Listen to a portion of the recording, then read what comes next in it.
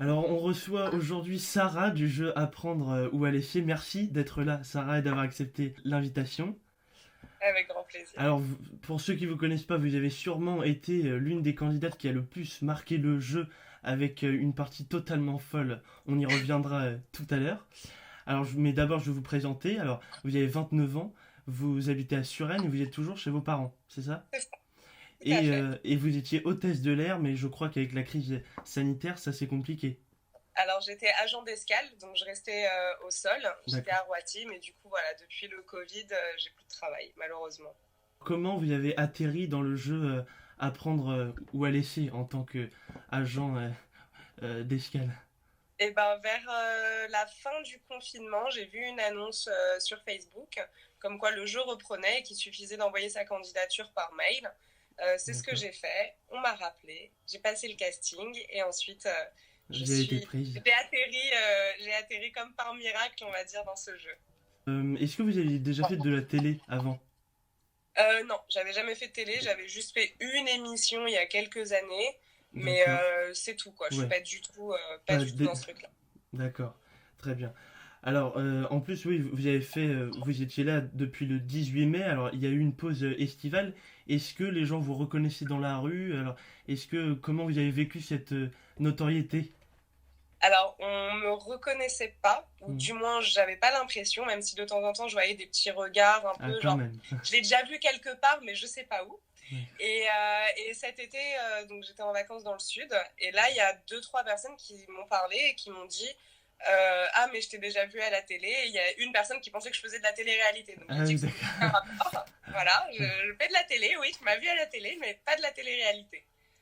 Et donc voilà, on me reconnaît un petit peu. Et D'accord. depuis le jeu, par contre, depuis la sortie, un petit peu Oui. plus. Alors là, vous enchaînez les émissions depuis cette date, et là, le grand jour, c'est votre tour le 2 septembre. Alors, c'était une partie assez compliquée, puisque vous éliminiez les grosses boîtes quand même assez vite, mais quand même un miracle vers la fin, avec cette boîte numéro 9, vous Ouais. remportez alors la somme de 10 000 euros. Voilà, Ouais. c'est ça. Alors, vous étiez aux côtés de Julien Courbet. Alors déjà, comment vous sentiez pendant la partie? Alors honnêtement, moi, j'avoue que au début du jeu, bah, quand les grosses sommes sont sorties, j'étais pas bien du tout. Ouais. Beaucoup de J'ai larmes, on a perdu, vu on ça. va dire entre guillemets, l'espoir. Mhm. Mais Julien Courbet, franchement, c'était un invité top. Je sentais son regard à côté de moi qui était vraiment rassurant. Bienveillant. C'est ouais, ouais, c'est quelqu'un ouais, très bienveillant. Surtout Vraiment, qu'il connaissait bien le jeu parce qu'il l'a animé sur D8 pendant 2 saisons.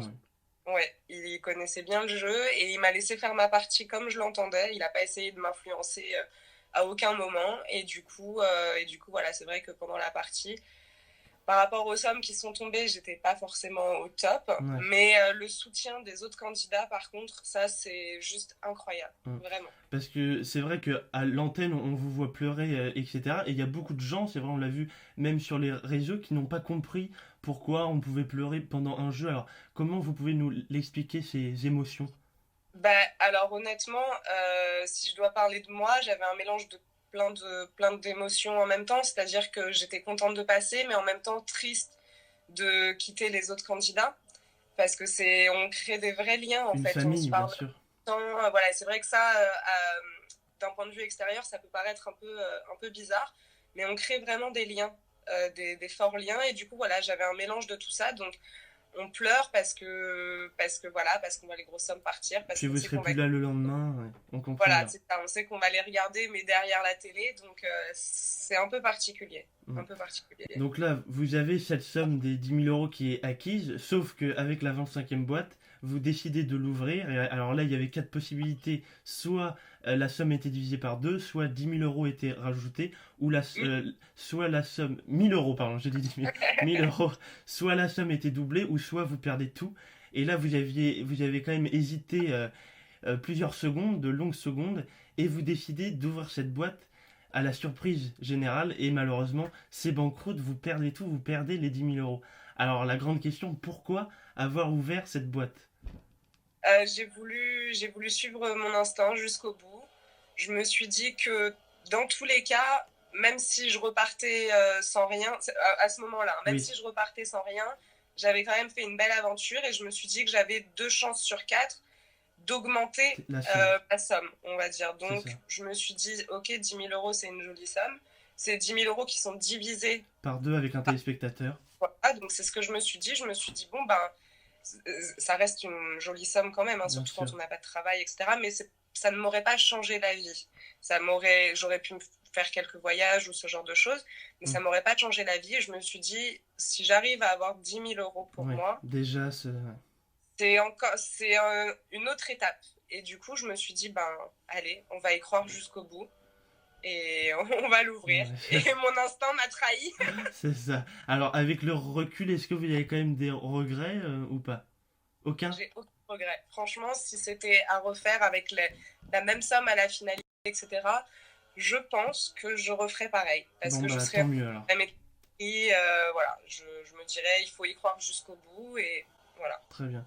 Et alors, on l'a entendu à la fin de l'émission, alors toute, toute l'équipe était très très triste pour vous. Et Cyril Hanouna, donc l'animateur du jeu, à la fin, il vous a dit, je vais essayer de vous faire un cadeau. Alors, est-ce que vous en avez eu un ou pas?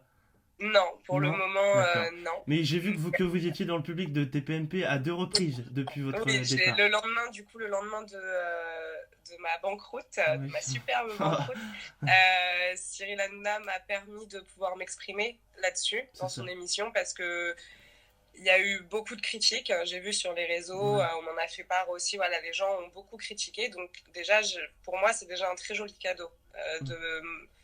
de m'avoir permis de pouvoir m'exprimer, de pouvoir dire ce que je pensais. Pour moi, c'est déjà un joli cadeau.